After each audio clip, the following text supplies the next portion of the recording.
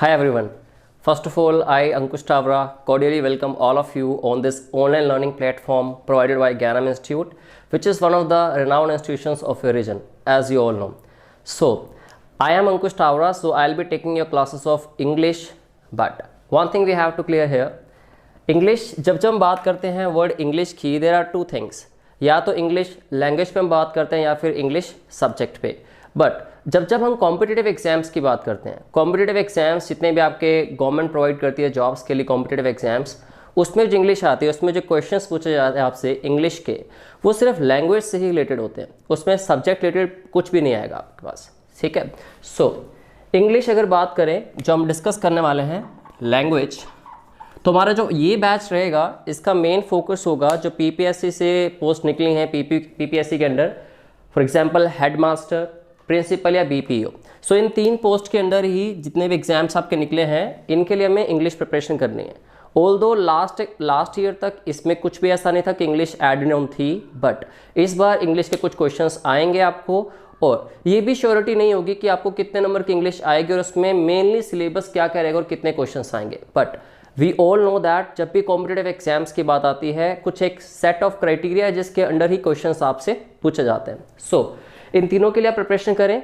चाहे मैं किसी भी कॉम्पिटिटिव एग्जाम की बात करूं, आप किसी भी कॉम्पिटिटिव एग्जाम लाइक एसएससी की बात कर सकते हो, आप बैंकिंग की बात कर सकते हो, आप सीडीएस, एनडीए, एफकैट, किसी भी कॉम्पिटिटिव, किसी भी पर्टिकुलर कॉम्पिटिटिव एग्जाम्स की बात करें हम, उसमें इंग्लिश लैंग्वेज कोई क्वेश्चंस जो होते हैं, देखिए क्वेश्चंस उसी सर्कमस्टांसेस पे ही आते हैं, लेकिन उसमें जो लेवल होता है क्वेश्चंस का वो डिफरेंट होता है. हर एग्जाम पे हमें डिफरेंटली वर्क करना पड़ता है. सो मैं आपको बताता हूँ, जो हम सबसे पहले हमने डिस्कस किया एक लैंग्वेज. देखिए अब लैंग्वेज क्या है, language depends upon your pronunciation, it depends upon some set of rules which is basically called rules. लेकिन ऐसा नहीं है, देखो मैंने बचपन में ग्रामर पढ़ी थी, है ना, उसके बाद 10th स्टैंडर्ड तक भी पढ़ी हमने, +1 में भी पढ़ी, +2 में भी पढ़ी. अगर मैंने पढ़ी है तो आप सब लोगों ने भी पढ़ी होगी.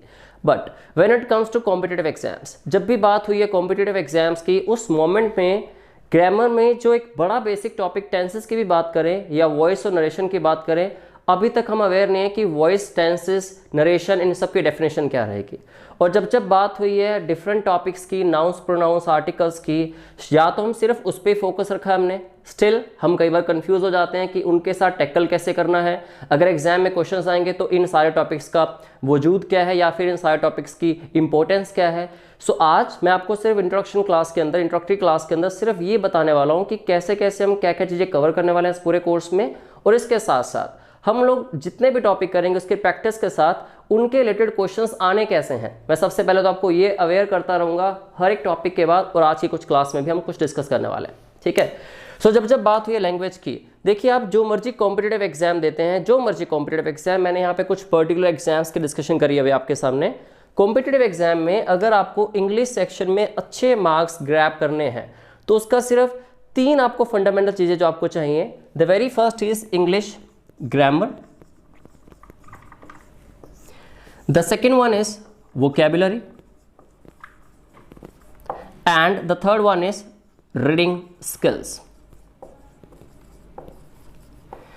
देखिए टॉपिक जो मर्जी हो, क्वेश्चन आपसे जो मर्जी पूछा जाए, लेकिन अगर आपकी कमांड इन 3 चीज़ों पे है इंग्लिश लैंग्वेज के अंदर, तो आप किसी भी एग्जाम का इंग्लिश सेक्शन बड़े अच्छे मार्क्स के साथ आराम से 80% to 85%, 90% मार्क्स तक आप ग्रैब कर सकते हो. So let me tell you कि ग्रामर के अंदर क्या रहने वाला है, इसके अलावा वोकेबलरी के अंदर या इसके अलावा रीडिंग स्किल्स के अंदर आपको क्या क्या चीज़ें अपनी इंप्रूव करनी है और कैसे चीज़ें आपके लिए इंपॉर्टेंट रहती हैं किसी भी कॉम्पिटिटिव एग्जाम को ग्रैब करने के लिए. सो अब ग्रामर जो है, ग्रामर से आप क्या मतलब समझते हैं, आपके हिसाब से ग्रामर की डेफिनेशन क्या हो सकती है? Any idea? आई होप आप सोच पा रहे होंगे. ग्रामर हम बचपन से पढ़ते आए हैं, लेकिन ग्रामर एक्चुअली है क्या, इसको करना क्यों पड़ता है? कहा जाए तो एक बेस है इंग्लिश लैंग्वेज का. और ऐसा नहीं है कि सिर्फ इंग्लिश में आप ग्रामर पढ़ते हैं, चाहे हिंदी की बात करिए आप, चाहे पंजाबी की बात करिए, जब आपने एक नई लैंग्वेज को बड़े डेप्थ में, बड़े अच्छे से सीखा है, चाहे वो स्पेनिश हो चाहे फ्रेंच हो, उसका एक स्ट्रक्चर और सिस्टम होता है. देखिए इंग्लिश इज़ लर्नेबल लैंग्वेज है, और जब हम किसी को सीखते आए एक सिस्टम और स्ट्रक्चर फॉलो करते आए हमेशा से, चाहे आप किसी मर्जी सब्जेक्ट की बात कीजिए, एक सिस्टम और स्ट्रक्चर के साथ हम चलते हैं. तो ऐसा नहीं है कि इंग्लिश में ही सिर्फ कॉम्प्लिकेशंस हैं, कॉम्प्लिकेशंस दुनिया की हर चीज़ में है अगर हम देखें तो, ठीक है। अगर उसको आप प्रैक्टिस करते रहे, अच्छे से सीखें, तो कॉम्प्लिकेशंस कहीं पे भी नहीं है। सो इंग्लिश ग्रामर बेसिकली क्या है, एक स्ट्रक्चर है, या आप इसको एक सिस्टम कह सकते हैं। सिस्टम ऑफ व्हाट, ये स्ट्रक्चर या सिस्टम है इंग्लिश लैंग्वेज का, ठीक है। तो ग्रामर के अंदर जो ग्रामर जिसको स्ट्रक्चर या सिस्टम कहा गया है किसका, इंग्लिश लैंग्वेज का, तो इसमें हमें देखना है कि ग्रामर में क्या क्या चीज़ें पढ़नी है हमें और इनके अकॉर्डिंग क्या क्या क्वेश्चंस आपके एग्जाम में आने वाले हैं। That is what we need to learn. So इसके अलावा अगर बात करूं मैं, नेक्स्ट पार्ट इज वोकेबलरी। अब वोकेबलरी देखो, आपके पास वर्ड्स की काफ़ी नॉलेज है, वर्ड्स कुछ बेसिक वर्ड्स हम यूज़ करते हैं, कुछ इंटरमीडिएट फ्रीक्वेंसी के वर्ड्स हम यूज़ करते हैं, कुछ हम हाई फ्रीक्वेंसी वर्ड्स यूज़ करते हैं।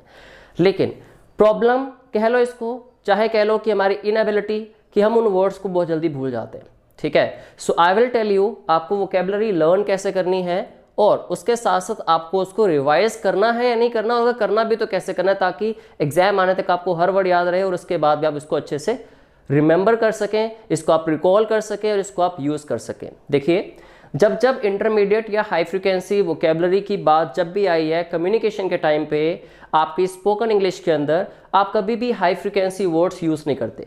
फॉर एग्जाम्पल, अगर मैं यहाँ पे आपसे बात करते करते कहूँ कि I want to solicit something from your side, तो सॉलिसिट का मीनिंग शायद सब लोगों को क्लियर नहीं होगा। लेकिन अगर वही मैं कह दूँ I want to obtain some knowledge from you, okay, so obtain का मीनिंग आपको बेसिक वर्ड है, आपको क्लियर है। I want to grab something from you, I want to get to know some knowledge from your side. तो जब जब इन चीज़ों की बात हुई है तो वहाँ पे हम बेसिक वर्ड ही यूज़ करते आए हैं। क्लियर? वोकैबुलरी लेकिन हमारे लिए सीखना क्यों इंपॉर्टेंट है, क्योंकि कॉम्पिटिटिव एग्जाम्स आपके हैं, उसमें सिनोनिम एंटोनिम्स के क्वेश्चन आपके पास आ सकते हैं, कुछ और क्वेश्चंस भी मैं अभी आपको बताऊंगा। The next part is reading skills. So आपकी जो रीडिंग स्किल्स हैं, since our childhood we have been doing many things, we have been seeing ourselves कि जब जब हम बात करते हैं इंग्लिश पढ़ने की और उसको समझने की, आई डोंट नो आपकी जो स्कूलिंग है, आपकी बैकग्राउंड कहाँ से रही, बट मैं अपना जरूर बताऊंगा कि हमारी स्कूलिंग हिंदी मीडियम से रही +2 क्लास तक, और वहाँ पे जब +2 के बाद कॉलेज एंटर किए तो एक ही चीज़ सामने आई कि जब जब इंग्लिश में कुछ पढ़ रहे हैं, इंग्लिश में सब्जेक्ट्स आ चुके हैं, सारे लैंग्वेज सारी इंग्लिश है, बहुत बड़ी कॉम्प्लिकेशन खड़ी हो गई। वहाँ चाहे वर्ड बड़े सिंपल थे, चाहे वर्ड बड़े कॉम्प्लिकेटेड थे, लेकिन एक बहुत बड़ी समस्या सामने आती है जब वर्ड्स के मीनिंग समझ ना आए तो हम पूरा का पूरा पैराग्राफ ही समझ नहीं पाते। आज अगर आप लोग न्यूज़पेपर उठाते हैं तो न्यूज़पेपर ना पढ़ने का या न्यूज़पेपर से नफरत करने का आपका एक ही कारण हो सकता है, पता है आपको? It is not grammar, it is just vocabulary.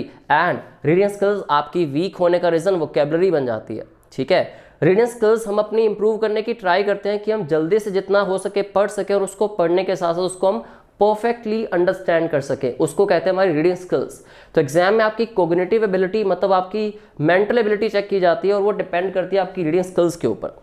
और रीडिंग स्किल्स आपकी तभी इंप्रूव हो सकती हैं जब आपकी पढ़ने की हैबिट है, लेकिन वो पढ़ने की हैबिट तो बाद में डेवलप होगी, उससे पहले ही हम लोग वोकेबलरी की वजह से पढ़ना ही छोड़ देते हैं, किसी भी न्यूज़पेपर को, किसी भी मैगजीन को, या किसी भी इंग्लिश बुक को। सो हमें फोकस करना है इस पूरे कोर्स में कुछ इस चीज़ों की हैबिट बनाने की, जिसकी हम रीडिंग करते रहें, साथ साथ वोकेबलरी लर्न करते रहें, और साथ साथ ग्रामर के भी जितने कॉन्सेप्ट्स हैं उनको हम फॉलो करते करते आगे बढ़ जाएं, ठीक है। तो स्टार्ट करते हैं। First of all, let me start with this structure or this system of English language which is called grammar. देखिए, इंग्लिश ग्रामर में आपने एक वर्ड सुना है हमेशा से, पार्ट्स ऑफ स्पीच। अब पार्ट्स ऑफ स्पीच में भी आपने पढ़े भी होंगे, कुछ लोग कहेंगे 7 हैं, कुछ कहेंगे 8 है और कुछ कहेंगे 9 है। अभी डिस्कस कर लेते हैं कितने हैं। लेकिन उससे पहले, do you know what is the meaning of a speech? एक स्पीच है, देखिए पार्ट्स मतलब क्या है, उसके डायमेंशंस हैं, उसके छोटे छोटे फ्रैक्शंस हैं, लेकिन फ्रैक्शंस तभी बड़े जब हम एक्चुअल वर्ड का या मीनिंग चीज़ का पता लगा लें, तो उसके बाद हम डायमेंशंस पे भी चल पड़ेंगे, उसके पार्ट्स भी सीख लेंगे। सो स्पीच क्या है, फर्स्ट ऑफ ऑल हमारे सामने क्वेश्चन ये आता है, ठीक है। देखिए, अभी मैं आपसे बात कर रहा हूँ, बीच में आप अपने फादर मदर किसी से बात करते हैं, ठीक है। सारा दिन हम कहीं ना कहीं किसी ना किसी से बात कर रहे हैं। इफ़ आई से आई am taking your class right now, मैंने अभी आपसे बात की और मैंने एक सेंटेंस यूज़ किया, उस सेंटेंस में मैंने कहा I am taking your class.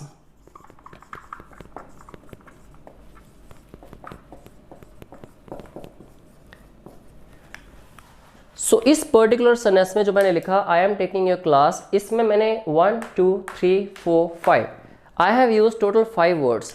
इस पूरे को आप क्या कहोगे? हमेशा एक सेंटेंस कहोगे।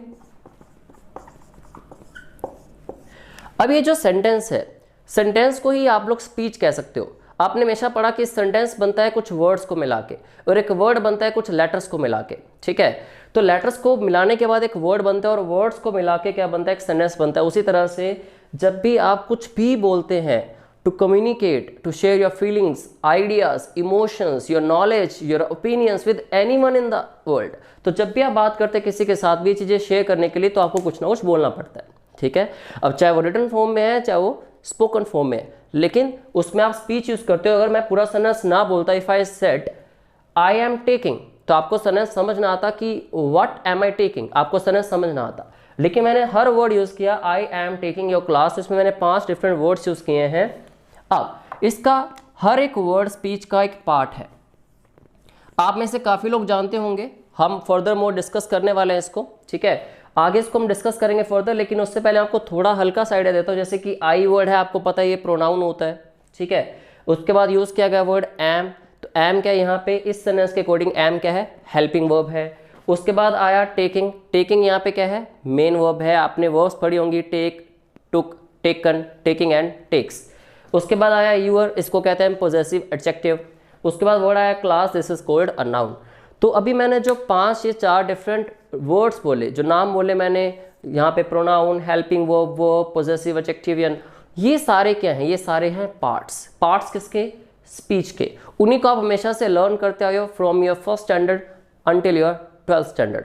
लेकिन उनके अंदर कितना डेप्थ में हमने पढ़ा था या कितना हमें याद है, मैटर वो करेगा, ठीक है। तो उसके अकॉर्डिंग आप कॉम्पिटिटिव एग्जाम में आने वाले क्वेश्चंस को सॉल्व कर पाओगे और अपने जितने भी मार्क्स हैं उनको ग्रैब कर पाओगे। सो मैं आगे आपको बताता हूँ थोड़ा सा इसके बारे में। तो हमारे पास जो पार्ट्स ऑफ स्पीच हैं ग्रामर के अंदर, वो टोटल हैं 9। कुछ लोग कहते हैं ये 8 है, ठीक है। 8 है, इसमें एक टॉपिक को आप इंक्लूड कर सकते हो दूसरे टॉपिक के अंदर। येट अगर इसको आप डिफरेंटली देखें तो ये 9 पार्ट्स ऑफ स्पीच है। मैं आपको सारे के सारे पार्ट्स ऑफ स्पीच एक बार लिखवा देता हूँ, उनके नाम क्या है। और इंग्लिश ग्रामर में सिर्फ पार्ट्स ऑफ स्पीच नहीं है, इसके अलावा भी 3 टॉपिक्स हमारे पास आते हैं जो काफी इंपॉर्टेंट है। So will be discussing about them as well. So the very first part is noun, the second one is pronoun, the third one is article, fourth one is adjective, fifth one is verb, then adverb comes, then preposition, then conjunction and then interjection। तो आप देख सकते हैं कुछ 9 parts of speech हैं जो हमें discuss करने हैं। Noun, pronoun, article, adjective 4, verb, adverb, preposition 3, 7, conjunctions and interjection 2, 9। Total 9 parts of speech हैं जो आपको इस लैंग्वेज के अंदर, ग्रामर के अंदर डिस्कस करने हैं। हर पार्ट ऑफ स्पीच हमारा करीब 3 से 4 दिन इन्वेस्ट करने पड़ेंगे हमें। अगर मान लो 2 से 3 दिन में आपका टॉपिक फिनिश होता है, कुछ टॉपिक 4 से 5 दिन भी ले सकते हैं आपके, ठीक है। 4 से 5 दिन का मतलब मेरा लेक्चर्स है, देखिए 24 घंटे आपके नहीं लूँगा, सॉरी। सो जब भी आप बात करते हैं 9 पार्ट्स ऑफ स्पीच की, तो हर पार्ट ऑफ स्पीच आपका 3 से 4 लेक्चर्स इन्वेस्ट करने पड़ेंगे, क्योंकि हमें इसके बाद हर टॉपिक की प्रैक्टिस करनी है, एक्सरसाइज करनी है, स्पोर्टिंग एरर्स करनी है। जो आपके एग्जाम में क्वेश्चंस आएंगे स्पोर्टिंग एरर्स के, सेंटेंस करेक्शन के, सेंटेंस इंप्रूवमेंट के, फिल इन द ब्लैंक्स आ सकते हैं। तो ये सारे की सारी चीज़ें आपके इन पार्ट्स ऑफ स्पीच, मतलब ग्रामेटिकली ये 9 चीज़ों पर डिपेंड करेंगी, ठीक है। लेकिन यहाँ तक हमारा ग्रामर का सिलसिला खत्म नहीं हो जाता। इसके बाद 3 टॉपिक्स और रहेंगे अंडर ग्रामर। 3 टॉपिक्स और रहेंगे। वो टॉपिक्स कौन से हैं? एक टॉपिक आपके पास आता है जी टेंसेस, इसके अलावा वॉइस, और तीसरा है नरेशन। आगे की क्लासेस में I will let you know कि आपको टेंसेस में से कैसे क्वेश्चंस आएंगे एग्जाम में, इसके अलावा आपको वॉइस में से कौन से क्वेश्चंस आएंगे एग्जाम में, एंड द थर्ड वन आपको नरेशन में से कैसे क्वेश्चंस आएंगे। सबसे पहले आज की क्लास में I would like to tell you introduction of these 3 topics, ठीक है, जिसमें थोड़ा कन्फ्यूजन आपको हो सकता है। कुछ लोगों को कंप्लीटली अंडरस्टैंडेबल है कि उनको पता है इसका मीनिंग क्या है, और कुछ लोगों को थोड़ा कन्फ्यूजन है। So let me tell you the introduction of these three particular topics. So here we go. सबसे पहला, आपके हिसाब से टेंस की डेफिनेशन क्या हो सकती है? कुछ लोग अगर देखो हिंदी में बात करें तो कुछ लोग कहेंगे जी काल है, कुछ लोग कहेंगे इंग्लिश में टाइम है, ठीक है। तो आपके हिसाब से एग्जैक्टली अगर आपने कभी सोचा हो कि टेंस की डेफिनेशन हो क्या सकती है, तो आपके हिसाब से क्या होगी? लगाइए दिमाग, थोड़ा लगाइए प्लीज। कुछ भी समझ आया हो? नहीं? टेंस देखिए, पहले मैं इसको एग्जांपल लेता हूं, आपको डेफिनेशन में बाद में बताऊंगा। डेफिनेशन आपको जल्दी समझ आ जाएगी, इसकी एक एग्जांपल के थ्रू देखते हैं इसको। For example, I teach them English and the second one is I taught them English. यहां मैंने दो एग्जांपल्स लिखे हैं, एक एग्जांपल और लेता हूं। I am teaching them English. So इन तीन एग्जांपल्स में आपको आई वर्ड में कोई चेंजेस नहीं दिख रहे हैं, आपको देम इंग्लिश इन वर्ड्स में चेंजेस नहीं दिख रहे हैं। अगर आपको चेंजेस दिख रहे हैं तो किस में दिख रहे हैं? वर्ब के अंदर, ठीक है। चेंजेस आ रहे हैं जी इन वर्ड्स के अंदर, टीच से यहाँ बना टॉट और यहाँ बना एम टीचिंग। सो बेसिकली देखिए आप क्या हुआ, क्या मैंने यहाँ पे वर्ब को चेंज किया? मैं पढ़ा रहा हूँ, मैं पढ़ाता हूँ, या मैंने उनको पढ़ाया, मैंने पढ़ाने के लिए एक एक्शन वर्ड यूज किया विच इज कॉल्ड टीच। और टीच की फॉर्म्स जो आपको क्लियर है, टीच, टॉट,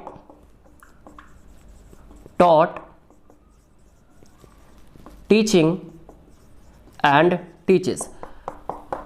मैं आपको पहले क्लियर कर दूं एक चीज, देखिए वर्ब की तीन फॉर्म्स नहीं होती, तीन आपने हमेशा पढ़ी हैं। और आपने ये भी पढ़ा होगा कि वर्ब की फर्स्ट फॉर्म के साथ आईएनजी ऐड कर दो, वो बन जाती है टीच से टीचिंग, और फर्स्ट फॉर्म के साथ एस और एस ऐड कर दो, क्यों ऐड कर दो आपको पता है, फिर भी हम डिस्कस करेंगे टॉपिक के अंदर।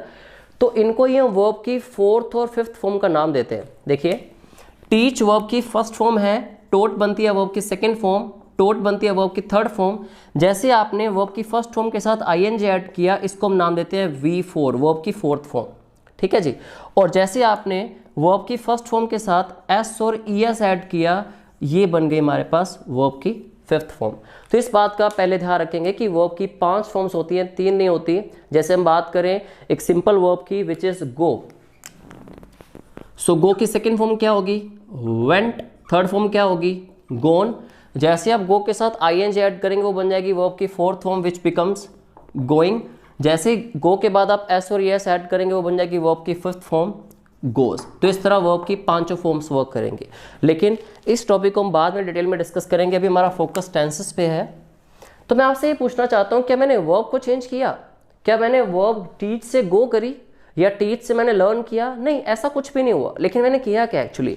मैंने अगर किया है तो वर्ब की फॉर्म को चेंज किया है। देखिए जब मेरा सेंटेंस प्रेजेंट में था तो मैंने आई टीच कहा, जैसे मेरा सेंटेंस पास्ट में गया तो मैंने आई टोट कहा। जैसे ही मेरा जो सेंटेंस था वो कॉन्टिन्यूअस फॉर्म में आया कि मैं पढ़ा रहा हूं, तो मैंने आई एम टीचिंग कर दिया। तो फर्क किस में आया? वर्ब की फॉर्म में आया, वर्ब में तो नहीं आया, ठीक है। सो टेंस की बड़ी आसान डेफिनेशन है। आई होप आप लोगों ने तीनों एग्जांपल्स नोट कर ली होंगे, अगर नहीं किए तो प्लीज मेरे ये इरेज करते तक आप नोट कर लीजिए।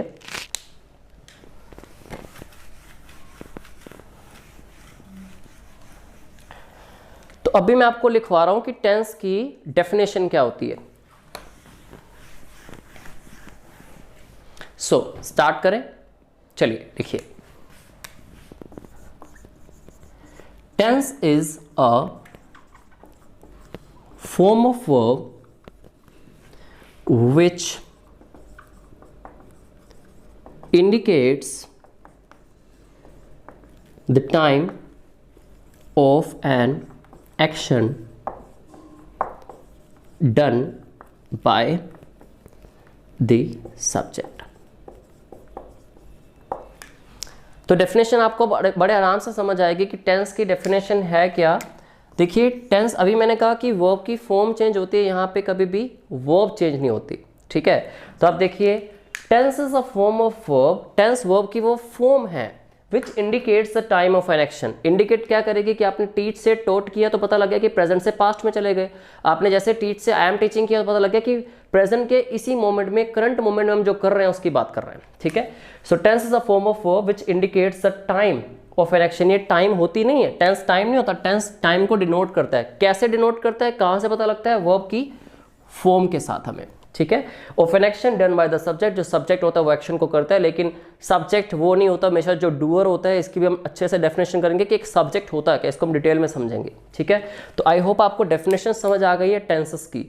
आगे बढ़ सकते हैं, सिर्फ 2-4-5 मिनट आपके और लूंगा, ज़्यादा आपको फिक्र करने की जरूरत नहीं है। आई होप इंग्लिश एक नई लैंग्वेज आपके लिए हो सकती है, ऑल्दो इसको हम डेली लाइफ में काफ़ी यूज़ करते हैं। सुबह उठते ही गुड मॉर्निंग अगर आप विश करते हो, किसी को आप गुड नाइट विश कर रहे हो, that means you are using these English sentences, English little words. आप थैंक यू कहते हैं, सॉरी कहते हैं।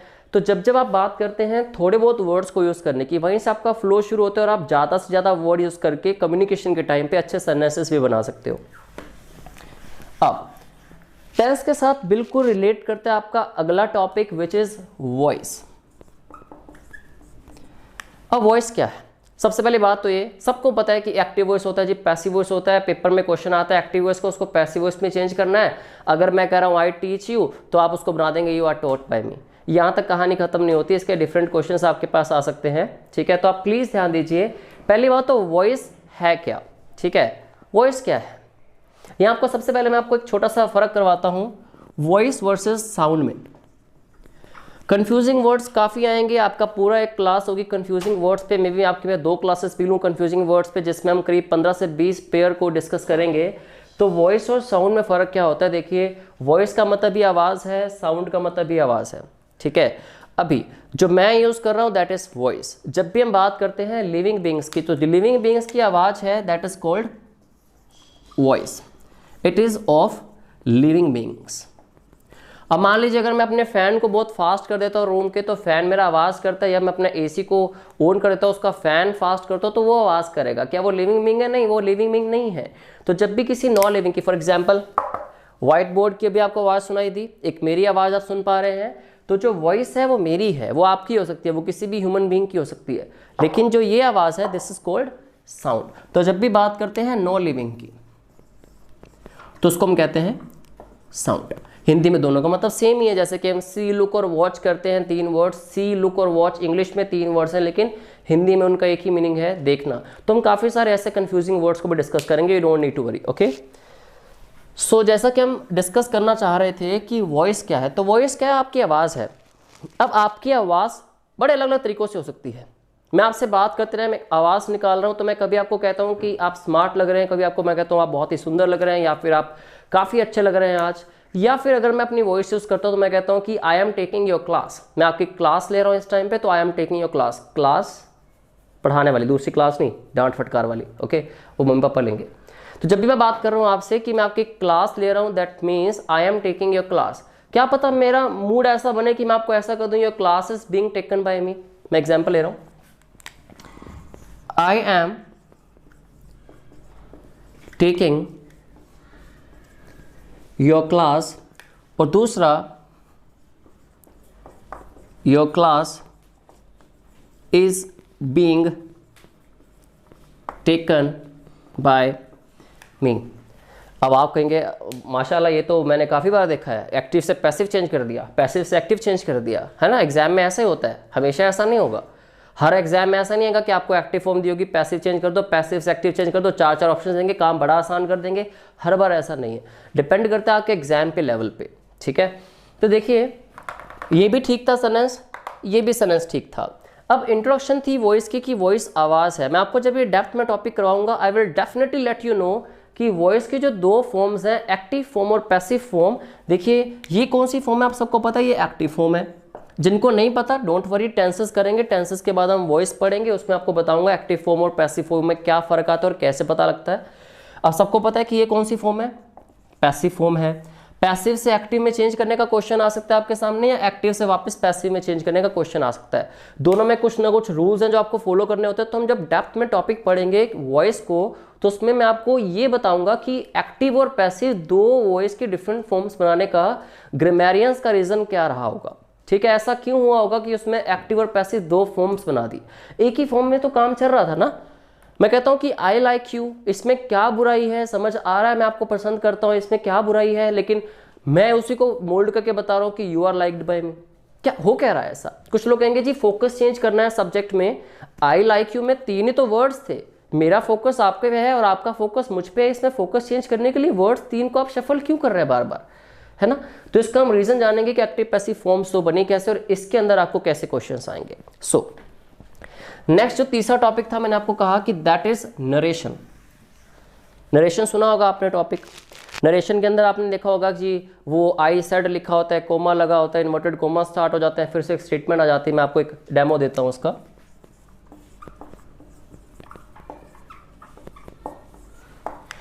अब नरेशन बड़ा सिंपल बात है।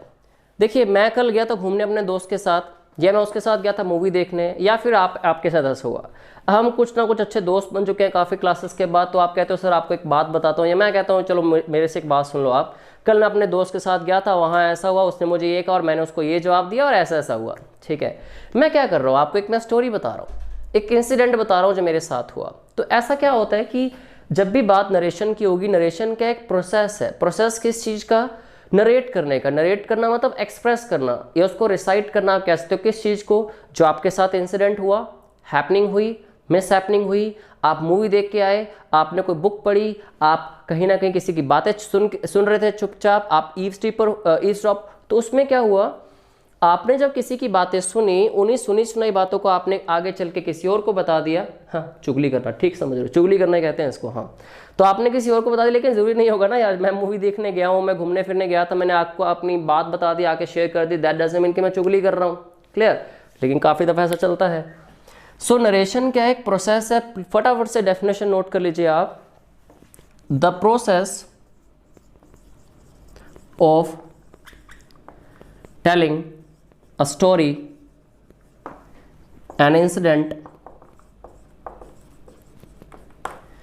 or anything you have heard or seen. The process of telling a story, एक स्टोरी सुनाने का प्रोसेस, एक इंसिडेंट सुनाने का प्रोसेस, या anything that you have heard और सीन, जो भी आपने देखा या जो भी आपने सुना उसको बस आप आगे डिलीवर कर रहे हो। तो इसको डिलीवर करने को हम क्या कहते हैं? नरेट करना कहते हैं। और उसके पूरे प्रोसेस को, जैसे मैंने कहा कि हर चीज़ का एक प्रोसेस सिस्टम स्ट्रक्चर होता है, तो इसको पूरे प्रोसेस को हम कहते हैं जी नरेशन। अब नरेशन क्या है? इसके आगे 2 फॉर्म्स को डिवाइड कर दिया गया, जैसे एक एक्टिव और पैसिव फॉर्म बना देगी वॉइस टॉपिक के अंदर, वैसे नरेशन के अंदर 2 फॉर्म्स बना दी, एक बना दी डायरेक्ट, दूसरी बना दी इनडायरेक्ट। तो एक होती है डायरेक्ट, दूसरी होती है इनडायरेक्ट। डायरेक्ट के कुछ इंडिकेशंस होते हैं कि कैसे पता लगता है कि वो डायरेक्ट है, उसके अलावा आपको उसको इनडायरेक्ट में कन्वर्ट करना होता है एग्जाम के अंदर। इनडायरेक्ट कई बार गिवन होते हैं एग्जाम के अंदर, आपको उसको वापस डायरेक्ट में कन्वर्ट करना होता है। तो इस तरह के आपके सामने क्वेश्चंस आते हैं। डायरेक्ट आएगी, नीचे 4 ऑप्शंस होंगे कि इसका सही इनडायरेक्ट क्या बनेगा। आप उस 4 ऑप्शंस में से एक ऑप्शन को चूज करेंगे, या फिर इनडायरेक्ट स्टेटमेंट दी होगी आपके सामने, उसको आपको वापस डायरेक्ट में कन्वर्ट करना है, लेकिन ऑप्शंस वहीं पे 4 ही दी होंगी और आपको चारों में से एक चूज करनी होती है। ठीक है, चलिए आगे बढ़ते हैं। तो मैं आपको एक एग्जांपल देता हूं, आपको आइडिया होगा। She said to me, you are looking handsome. She said to me, you are looking handsome. ठीक है, लास्ट में कोमा के बाद लास्ट में जाके इन्वर्टेड कोमास क्लोज हो जाते हैं। ठीक है, तो she said to me, you are looking handsome. अब ये आपके सामने एक सेंटेंस आ जाता है जिसमें ये आपको एक डायरेक्ट स्पीच गिवन है, आपसे एग्जामिनर कहता है कि इस स्पीच को आप इनडायरेक्ट में कन्वर्ट कर दीजिए। देखिए पहली बात मैं आपको एक और बता दूं, मेरे दिल की बात है, मुझे बहुत बुरा फील होता है जब स्टूडेंट्स सिर्फ ये सोचते हैं कि हम लैंग्वेज सीख रहे हैं इंग्लिश क्योंकि हमें एग्जाम में ऐसे क्वेश्चंस आते हैं। देखिए लैंग्वेज है, आप कहीं पे भी यूज़ कर सकते हो, उसको आपने ठीक से यूज़ करना सीख लिया, आपके एग्जाम में चाहे आपकी ज़िंदगी में जितने मर्जी सवाल आपसे हों, जितने मर्जी आपको जवाब देने पड़े, आपको पता है कि इसकी ठीक फॉर्म क्या होती है। चाहे आपका एग्जाम का सवाल है, चाहे आपको कहीं इंग्लिश बोलनी है, it is about communication, it is about your interviews, तो वहाँ पे आपको ये चीज़ें यूज़ करनी पड़ती हैं। कहीं आप बैठे हो, शादी के बाद अपनी बीवी को, अपने हस्बैंड को आप कोई कहानी सुना रहे हो अपने बचपन की या फिर आपके अडल्टहुड की, तो वहाँ पे क्या होता है, आपको ये स्टोरीज बतानी पड़ती हैं। ऐसा क्यों सोचते हो कि हिंदी पंजाबी में ही बता लेंगे?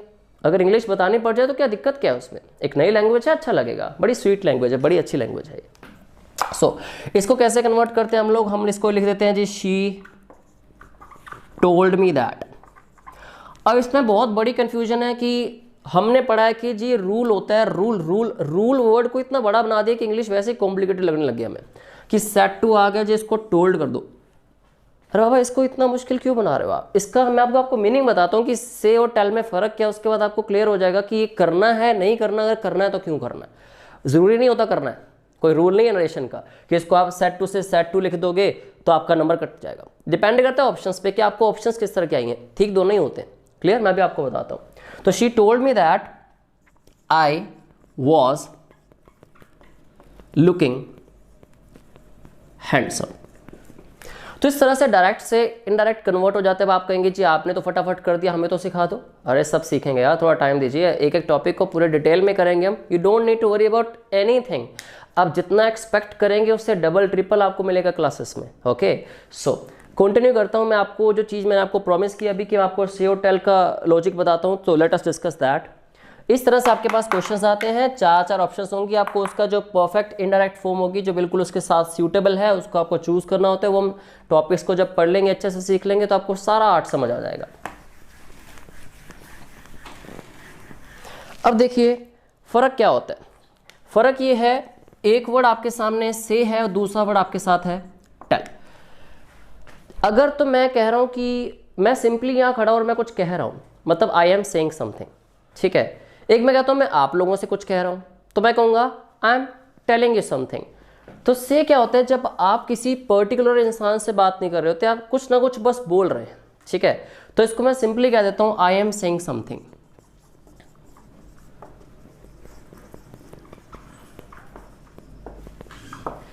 या मान लो मैं कहता हूं कि मैंने कुछ कहा था, ठीक है, या मैंने कुछ कहा, आई said something.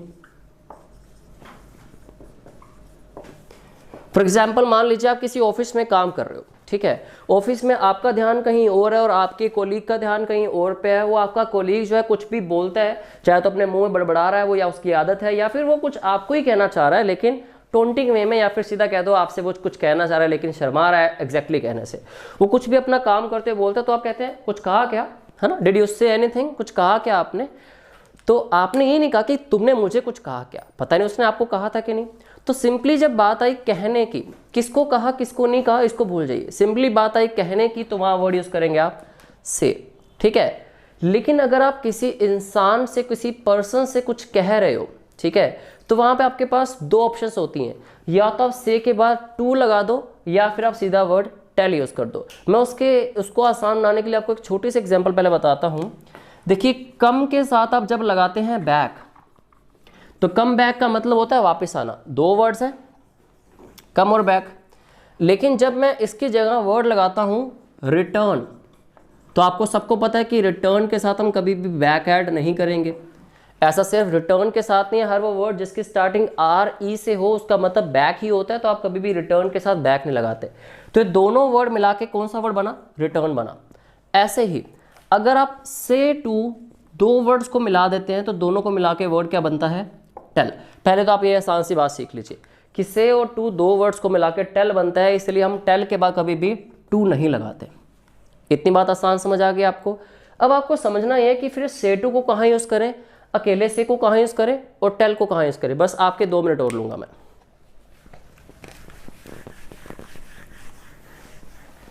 So let us सी। जैसे मैंने कहा कि मैंने कुछ कहा, मतलब आई सेड समथिंग। मैं कहता हूं मैंने आपसे कुछ कहा, आप लोगों से कुछ कहा, तो मैं कह दूंगा I said something to you. आप देख पा रहे हैं कि जब मैंने आपसे कुछ कहा तो मैंने सेड के साथ टू को ऐड कर दिया, ठीक है। अगर मैं वो यू को ना लगाऊं तो सिंपली कहूंगा आई सेड समथिंग। तो फर्क ये है कि जब किसी से कुछ कहना है तो आप सेड के साथ या से के साथ, वो डिपेंड करता है वर्ब की कौन सी फॉर्म यूज करते हैं, वो टेंस पे डिपेंड करेगा, तो आप से के साथ टू ऐड कर दोगे। जब आपको किसी पर्टिकुलर पर्सन से नहीं कहना तो आप सिंपली कह दोगे आई सेड समथिंग। और इस यू की जगह कुछ भी हो सकता है, I said to him, I said to her, कुछ भी हो सकता है, किसी से भी कह सकते हो ना आप, ठीक है। अब इस सेंटेंस की जब बात करता हूं मैं, आई सेड टू, तो इस सेड और टू दोनों वर्ड्स को कंबाइन करके मैं एक ही वर्ड यूज करके अपना सेंटेंस बना सकता हूं। मैं सिंपली कह दूंगा आई टोल्ड यू समथिंग। तो देखिए जब टोल्ड बना तो हमने साथ में टू ऐड नहीं किया, मतलब इस टोल्ड का मतलब है सेड टू। तो ये फर्क होता है। अगर उस सेंटेंस में उसने कहा था कि शी सेड टू मी, तो शी सेड टू मी का अगर आप शी सेड टू मी भी रहने देते तब भी ठीक था। लेकिन बात यह कि ये ऑप्शंस पे डिपेंड करता है। लेकिन कई बार ऐसा होता है कि आपकी जो ऑप्शंस होती हैं वो ऑप्शंस में सेड टू का सेड टू ही लिखा होता है, टोल्ड लिखा ही नहीं होता। क्लियर? तो ऐसा कुछ रूल नहीं है नरेशन का कि सेड टू का टोल्ड आपको करना ही करना है। ठीक है, डिपेंड करता है ऑप्शंस पे। आप जब भी कम्युनिकेशन करते हैं, जब भी आप सेंटेंसेस को खुद बनाएंगे, तो आप पे डिपेंड करेगा कि आपको सेड टू लगाना है कि टोल्ड, क्योंकि तब अपने मालिक आप खुद होंगे अपनी कम्युनिकेशन के। क्लियर? सो आई होप जितना हमने आज पढ़ा है, इसके अलावा काफ़ी कुछ पेंडिंग रहेगा हमारा इंट्रोडक्शन के अंदर ही। अभी मैं आपको इंट्रोडक्शन दूंगा किस चीज़ की वोकैबुलरी में आपके पास कौन कौन से तरह के क्वेश्चंस आते हैं। मैं आपको वर्बली बता देता हूँ 1 मिनट के अंदर। जैसे कि सिनोनिम एंटोनिम के क्वेश्चंस आ सकते हैं, वन वर्ड सब्स्टिट्यूशंस के क्वेश्चन आ सकते हैं आपके सामने, इडियम्स एंड फ्रेजेस आ सकते हैं, कुछ फ्रेजल वर्ब्स आपको पता होने चाहिए। इस तरह के डिफरेंट क्वेश्चंस आपके सामने आ सकते हैं किसी भी एग्जाम के अंदर, कॉम्पिटिटिव एग्जाम के अंदर। ठीक है जी। तो इसके अलावा हम अगली क्लास में बाकी जो कंटिन्यू करते हैं, डेप्थ में हर चीज़ पढ़ेंगे। तब तक के लिए खुश रहिए, अपना ख्याल रखिए। Thank you so much.